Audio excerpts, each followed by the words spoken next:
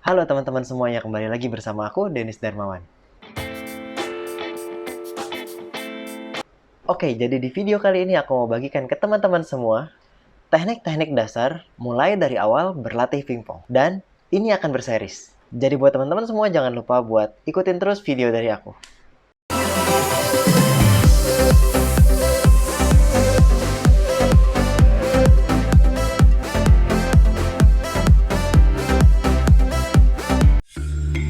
Jangan lupa di subscribe. Yang pertama kali aku mau bahas itu mulai dari grip atau pegangan yang benar. Nah, kita kembali ke video. Seperti judulnya, jadi aku mau bahas grip atau pegangan yang benar pada pingpong. Alasanku membahas teknik ini karena banyak orang di luar sana masih menyepelekan teknik ini. Padahal itu sangat berdampak pada permainan kalian. Kalau grip atau pegangan kalian masih salah. Makanya teknik ini aku taruh di video series paling awal karena menurutku ini sangat penting untuk dasar kalian semua teman-teman yang mau belajar. Ingat, ini sangat penting. Jika teman-teman sampai salah cara memegang grip yang benar atau pegangan yang benar, itu akan membuat permainan teman-teman semua menjadi lambat untuk berkembang. Nah, jadi tenang teman-teman semua, cukup simak video ini karena ini aku akan ulas semuanya. Singkat tapi ini termasuk ilmu yang sangat penting, jadi teman-teman semua harus tahu dasar dari bermain pingpong ini. Nah, pertama sebelum membahas ke teknik yang benar ya, aku mau kasih tahu teman-teman semua. Jadi teman-teman harus tahu kalau grip itu ada banyak macamnya. Cuma yang paling populer itu ada dua, yaitu yang pertama second,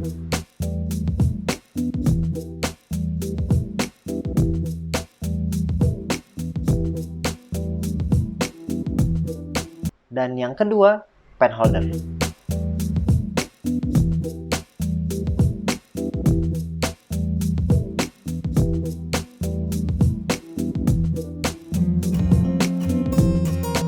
Nah, untuk kedua grip ini mereka memiliki kelebihan dan kekurangan masing-masing. Dan berikut penjelasanku mengenai kedua grip ini. Oke, jadi aku mulai dari pen holder dulu. Nah, di grip pen holder ini dia memiliki sebuah kelebihan. Pen holder itu memiliki kelebihan di transisi antara backhand dan forehand, kanan atau kiri. Mulai dari pukulan forehand ke backhand dan backhand ke forehand, itu transisi perpindahannya sangat enak untuk grip pen holder ini. Selain itu juga pen holder memiliki fleksibilitas pukulan yang lebih enak dibanding second. Kalau dilihat dari transisi atau fleksibilitas, pukulan dari grip pen holder ini terlihat lebih sempurna dibanding second. Bukan cuma di situ aja kelebihan dari pen holder. Selain itu, pen holder memiliki kelebihan antara lain, pen holder itu bisa memiliki servis yang lebih leluasa, terima servis yang banyak variasinya, dan serta pukulan-pukulan dari pen holder juga banyak variasinya, baik itu forehand maupun backhand mereka.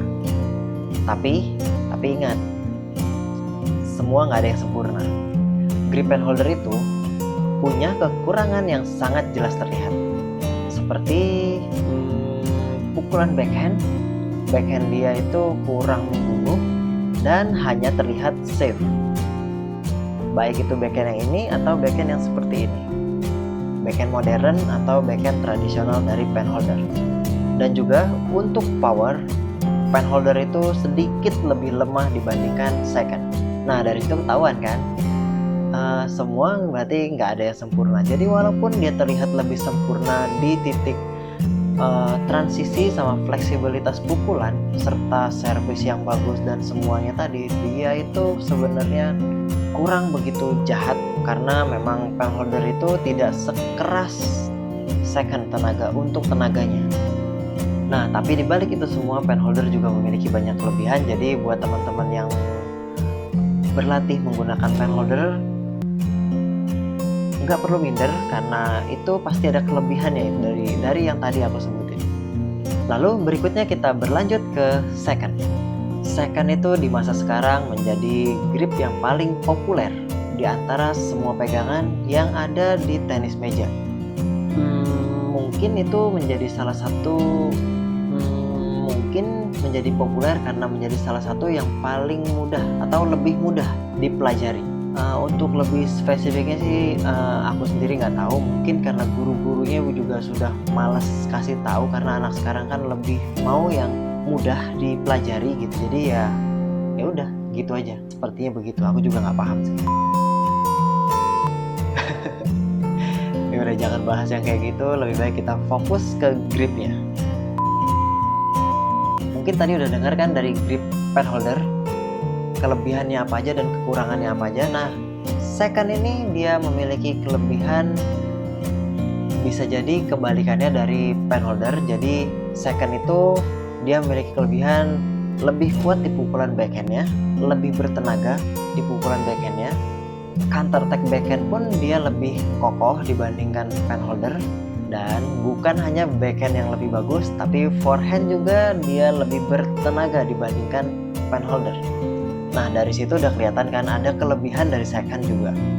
Ya, kalau menurut pandanganku sendiri itu menjadi kelebihan dan kekurangan dari second dan pen holder. Tapi bukan berarti yang grip second itu lebih di atas daripada pen holder. Karena grip second juga memiliki kekurangan dan kesulitan. Seperti transisi, untuk transisinya second ini tidak seenak pen holder, lebih susah di transisinya dari backhand ke forehand, forehand ke backhand itu lebih sulit daripada pen holder tadi. Dan yang paling jelas itu grip second ini memiliki titik lemah yang sangat fatal, yaitu seranglah pemain second di tengah badan. Itu menjadi titik yang paling vital untuk mendapatkan poin melawan pemain second. Nah, mungkin segitu sedikit pengenalan untuk grip masing-masing yang paling populer di dunia tenis meja saat ini. Jadi buat teman-teman yang mau belajar, baik yang masih dari awal, tinggal kalian pilih aja maunya grip apa.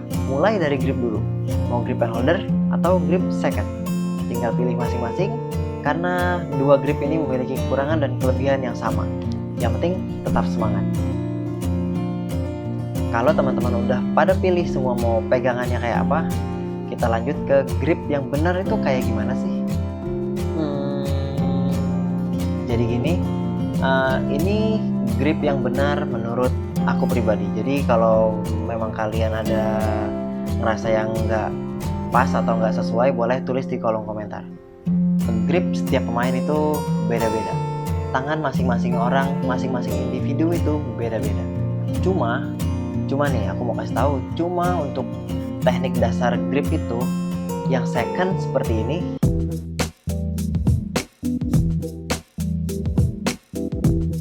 dan yang pen holder itu seperti ini.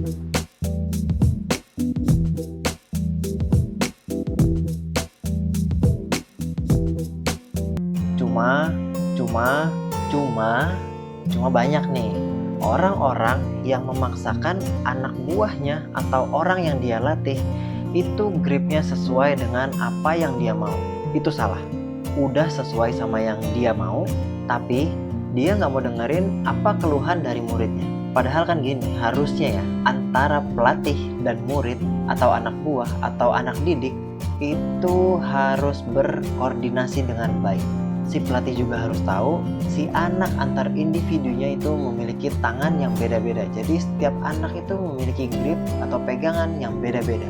Jadi intinya itu grip yang benar atau pegangan yang benar itu supaya bisa meminimalisir kekurangan-kekurangan yang tadi saya sebutin. Aku kasih contoh satu. Jika kamu main menggunakan grip second dan second itu memiliki kekurangan antara transisi dari kiri ke kanan atau dari kanan ke kiri, itu agak menjadi masalah dan kamu juga merasa bahwa grip itu yang dikasih tahu sama pelatih nggak sesuai. Jadi antara gripmu kanan ke kiri, kiri ke kanan itu menjadi lebih tidak enak dan tidak nyaman untuk kamu. Saat kamu sudah tidak nyaman dengan grip itu, coba kamu beranikan untuk koordinasi dengan pelatih masing-masing, koordinasi dengan guru masing-masing, bagaimana baiknya, bagaimana bagusnya, bagaimana bisa lebih baik grip itu, bagaimana kamu menggunakannya agar bisa forehandnya atau pukulan kanannya bisa full power, pukulan backhand bisa full power dan transisi kalian bisa lebih cepat. Tidak ada patah-patah lagi saat transisi dari backhand ke forehand dan forehand ke backhand. Karena kalau gripnya salah, itu dia akan sulit untuk maju. Maka coba berani koordinasikan sama pelatih masing-masing. Ingat itu, cukup simple tapi memang ini sangat krusial di tenis meja. Banyak di tenis meja Indonesia khususnya, dari grip dia udah salah. Makanya mungkin ya atlet sekarang jadi lebih sulit mungkin dibanding atlet yang dulu. Dan yang dulu juga mungkin dia dengan egonya, dia dengan segala kelebihannya jadi lupa. Sebenarnya jadi lupa dia kasih tahu bagaimana dan enaknya gimana. Makanya di sini kita butuh berkoordinasi, komunikasi yang baik. Jangan sampai setelah gagal baru nyesal. Ingat, penyesalan itu ada di akhir. Jadi intinya grip yang benar itu adalah grip yang memudahkan si atletnya untuk bisa melakukan transisi lebih baik antara backhand dan forehand ke backhand, atau juga bisa grip itu memudahkan untuk bisa mengeluarkan tenaga dengan maksimal antara forehand dan juga backhand. Lalu kecepatan pukulannya maksimal, karena kalau gripnya udah salah, gripnya tidak sesuai dengan tangan dan juga bat yang kalian pakai, itu menjadi penghambat kalian untuk maju ke depannya. Jadi yang penting kalian berani koordinasi sama pelatih dan juga jangan takut untuk berkomunikasi, karena pelatih kalian itu adalah orang tua kalian saat itu di tempat latihan.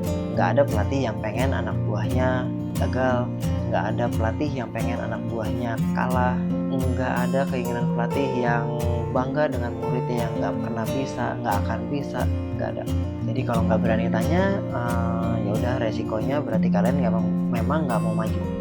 Dan yang terakhir, buat teman-teman yang belum subscribe channel ini, jangan lupa untuk subscribe dulu, klik subscribe-nya. Jangan lupa buat like, share, dan juga komentar. Jika kalian ada pertanyaan, tulis di kolom komentar. Dan hidupin juga loncengnya, jangan lupa. Oke, jadi sekian video dari aku dan sampai ketemu di video berikutnya. Thank you.